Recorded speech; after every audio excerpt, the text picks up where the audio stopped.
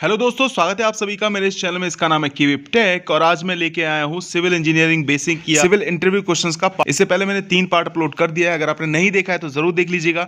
और हाँ, अगर आपने चैनल को सब्सक्राइब नहीं किया तो प्लीज सब्सक्राइब जरूर कर लीजिएगा, जिससे मुझे सपोर्ट मिल पाए और मैं ऐसी वीडियोज आपके लिए लाता रहूँ। तो चलिए शुरू करते हैं। पहला क्वेश्चन है, what is Hume pipe? Hume pipe क्या होता है? तो इसका आंसर है आरसीसी पाइप। जो भी आरसीसी पाइप होता है उसे ह्यूम पाइप बोला जाता है, या इसे आरसीसी ह्यूम पाइप भी कहते हैं। ठीक है, इमेज में आप देख सकते हैं ये जितने भी पाइप्स होते हैं इन्हें हम ह्यूम पाइप बोलते हैं। नॉर्मली कलवर्ट्स पे आपने ऐसे पाइप्स देखे होंगे। नेक्स्ट क्वेश्चन है, minimum grade for mixed design. Mixed design के लिए मिनिमम कौन सा ग्रेड होना चाहिए? तो इसका आंसर है M30। आप सभी जानते हैं M5 से लेके M25 तक हम नॉमिनल मिक्स कर लेते हैं। जैसे M25 है 1:2 रेशियो, ठीक है, तो इसमें हम नॉमिनल मिक्स कर देते हैं। लेकिन जैसे हम M25 से ऊपर जाएंगे जैसे कि M30, तो यहां से फिर हमारा मिक्स डिजाइन स्टार्ट हो जाता है। यानी बिना मिक्स डिजाइन के हम किसी रेशियो में, यानी एट रैंडम किसी भी रेशियो में हम मिक्स को तैयार नहीं कर सकते। ठीक है, क्या आपको पता है कि आरसीसी और पीसीसी में मिनिमम ग्रेड ऑफ कंक्रीट कितना होता है? कमेंट कीजिए। नेक्स्ट क्वेश्चन है, design period of sewer system. Sewer system का डिजाइन पीरियड कितने साल का होता है? तो इसका आंसर है 30 ईयर, 30 साल का। देखो, डिजाइन पीरियड का मतलब ये होता है जब कोई भी आप स्ट्रक्चर, कोई भी सिस्टम आप बनाते हैं तो उसमें अगर कोई भी डिजाइन ईयर दिया गया है कि 30 साल 20 साल, इसका मतलब ये है कि वो सिस्टम जो है 30 साल तक अच्छे से काम करेगा।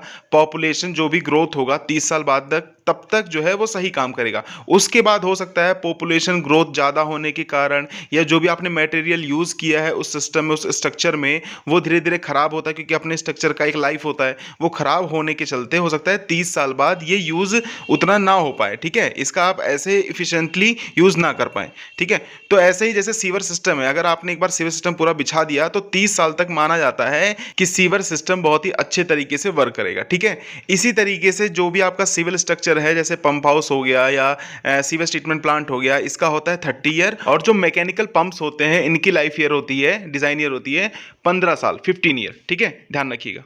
फोर्थ क्वेश्चन है, what is angle of repose? Angle of repose क्या होता है? तो इसका आंसर है maximum possible angle between surface and pile. इसे आप इमेज में देखिए और थोड़ा प्रैक्टिकली समझिए। मान लीजिए आपके पास कोई रेत है, सैंड है, और उसे आप ऊपर से ऐसे फॉल करा रहे हैं, मतलब गिरा रहे हैं, तो एक कोन की आकृति बन जाएगी। ठीक है, तो वो कोन का जो एंगल होगा वही कहलाएगा आपका एंगल ऑफ रिपोज। यानी कि वो एंगल जिससे आपका जो स्ट्रक्चर है, जो आपका पाइल है, वो स्टेबल बना हुआ है। आई होप आपको समझ में तो आ ही गया होगा। और यही एक रीज़न है जिसकी वजह से आपके पहाड़ों पे जो लैंडस्लाइड होता है ना, उसका कहीं ना कहीं रीज़न ये भी होता है। जैसा कि आप जानते हैं कोई भी स्ट्रक्चर बनाने के लिए क्या होता है, पहाड़ को काटा जाता है। ऑब्वियस सी बात है, जब पहाड़ को काटेंगे तो उसका एंगल ऑफ रिपोज जो है वो हट जाएगा, यानी कि डिस्टर्ब हो जाएगा। और इसके बाद इसके ऊपर क्या बनाया जाता है, स्ट्रक्चर बनाया जाता है, एक एक्सेस डेड लोड और बढ़ा दिया जाता है, जिसकी वजह से एंगल ऑफ रिपोज जो है वो अपना दोबारा से गेन करने का कोशिश करता है। जो ऑब्वियस सी बात है, जब वो गेन करेगा तो वो एंगल, यानी कि वो जो एक्सेस आपका लोड है या जो आपका मिट्टी है, वो नीचे की तरफ सरकने लगेगी। और यही एक रीजन होता है लैंडस्लाइड का। Question number 5, IS code for mixed design. Mixed design के लिए कौन सा आईएस कोड प्रयोग किया जाता है? तो इसका आंसर है आईएस कोड 10262। मैंने आपको पहले भी बताया है कि आईएस कोड बहुत ही इंपॉर्टेंट है। लेवल पे जितने भी इंपॉर्टेंट आईएस कोड है वो आपको याद होने चाहिए। तो चलिए मुझे कमेंट करके बताइए कि पीपीसी सीमेंट के लिए कौन सा आईएस कोड प्रयोग किया जाता है।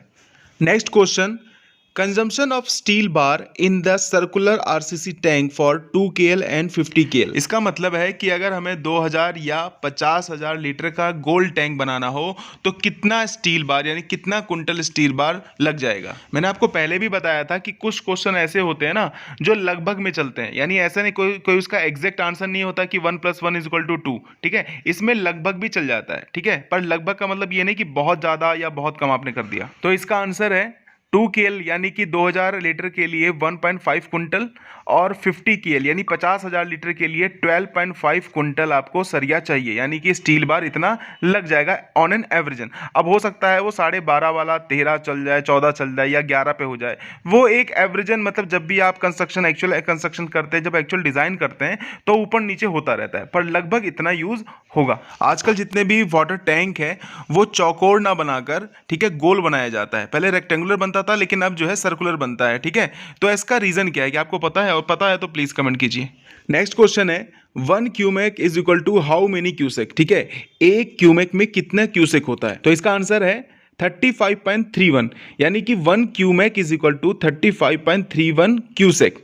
क्यूमेक क्या होता है? मीटर क्यूब पर सेकंड फ्लो। अगर आपका फ्लो मीटर क्यूब पर सेकंड है तो उसे बोलते हैं क्यूमेक, और अगर फीट क्यूब पर सेकंड हो तो उसे बोलते हैं क्यूसेक। ठीक है, तो ये आपका यूनिट कन्वर्जन याद रखिएगा, बहुत जरूरत पड़ती है। और दूसरा ये है कि अगर हम क्यूसेक में 1700 की मल्टीप्लाई कर दे तो आपका जो भी डिस्चार्ज आएगा वो आ जाएगा एलपीएम में। ठीक है, तो याद रखिएगा, मैंने पहले भी आपको बताया है कि जितने भी यूनिट कन्वर्जन है उसे आप याद रखिएगा, आगे चल के प्रैक्टिकली भी काफ़ी काम आता है। ठीक है, जो लोग बेसिकली उत्तराखंड से हैं वो मुझे कमेंट करके बताइए कि वहां पर खेतों को नापने के लिए एक यूनिट होता है जिसे बोलते हैं नाली, तो एक नाली कितना होता है? क्वेश्चन नंबर 8 है weight of 12 mm steel bar. ठीक है, 12 mm स्टील, 12 mm का जो स्टील होता है उसका वेट कितना होता है? तो इसका आंसर है 0.89 kg पर मीटर। 1 मीटर जो स्टील बार होगा उसका वेट होगा 0.89 अगर वो 12 mm का है। आप सभी जानते हैं एक फॉर्मूला होता है d²/162, जिसके द्वारा आप किसी भी डाया का वेट निकाल सकते हैं पर मीटर। डी क्या है वहां पर? डाया। ठीक है, नेक्स्ट क्वेश्चन है डेंसिटी ऑफ सीमेंट। सीमेंट की डेंसिटी कितनी होती है? इसका आंसर है 1440 kg पर क्यूमेक, यानी कि सीमेंट के एक क्यूमेक यानी 1 मीटर क्यूब का वजन होगा 1440, और इसका स्पेसिफिक ग्रेविटी कितना होता है? 3.15। सीमेंट तथा सीमेंट बैग से रिलेटेड जितने भी क्वेश्चंस होते हैं उन सबका मैंने एक अलग से वीडियो बनाया हुआ है, नहीं देखा है तो प्लीज जरूर देख लीजिएगा। लास्ट क्वेश्चन से पहले दोस्तों, आई होप आपने वीडियो की भावनाओं में बहने से पहले चैनल को सब्सक्राइब और वीडियो को लाइक कर दिया होगा, और अगर आपने ऐसा नहीं किया तो प्लीज जरूर कर लीजिए, जिससे आपको सारी वीडियोस की नोटिफिकेशन टाइम टू टाइम मिलती रहे। अब चलिए जानते हैं last question. Extra cement for hand mixing concrete. अगर हम कंक्रीट को हैंड मिक्स कर रहे हैं, हाथ से मिक्स कर रहे हैं, तो कितना एक्स्ट्रा सीमेंट डालना पड़ता है? तो इसका आंसर है 10% एक्स्ट्रा।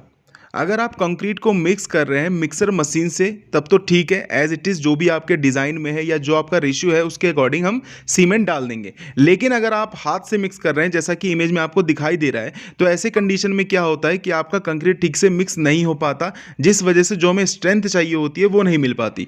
तो इसी वजह से ये प्रैक्टिस की जाती है कि 10% आपको एक्स्ट्रा सीमेंट वहाँ पर प्रोवाइड करा दिया जाए, ताकि जो भी स्ट्रेंथ में फ्लक्चुएशन हो उसे वो गेन कर ले। तो दोस्तों, आगे से आप कभी भी कंस्ट्रक्शन का कोई भी काम करवाएंगे तो इन सभी बातों का विशेष ध्यान रखा। जितने भी मैंने क्वेश्चंस इसमें कवर किए हैं वो ना सिर्फ इंटरव्यू के पर्पज़ से, बल्कि आप अगर प्रैक्टिकली भी कहीं आप काम कर रहे हैं तो उसमें भी आपका यूज़ होगा। तो दोस्तों, आपको वीडियो कैसा लगा प्लीज़ कमेंट ज़रूर कीजिएगा, और मैंने बीच बीच में कुछ क्वेश्चंस भी आपसे पूछे हैं वो भी आप कमेंट ज़रूर कीजिएगा। वीडियो को ज़्यादा से ज़्यादा शेयर कीजिए, लाइक कीजिए, जिससे मुझे सपोर्ट मिल पाए और मैं आपके लिए ऐसी अच्छी अच्छी वीडियोज़ लाता रहूँ। Thank you so much.